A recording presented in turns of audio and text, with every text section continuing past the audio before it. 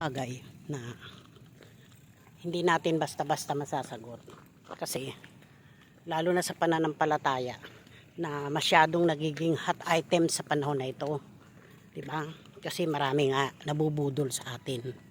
Kasi nagkakaroon tayo ng maling pagpili ng kongregasyon na ating aaniban.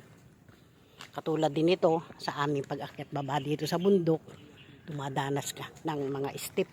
Kailangan maingat ka.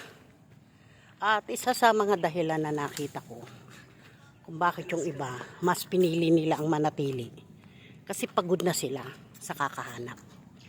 Yung iba akala nila nilalagay nila na ang kaligtasan may katumbas na halaga, na dahil natangay sila ng ng mga magandang pangako na umanib lang doon sa kanilang kongregasyon, mabautismuhan doon, ay okay na, dadaling ka na sa kaligtasan, which is mali, 'di ba?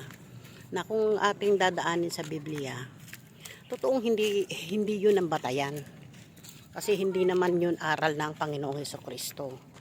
Kaya yung iba ayaw na, sa pagod na sila na na humanap pa, na pumili pa ng kanilang aaniban.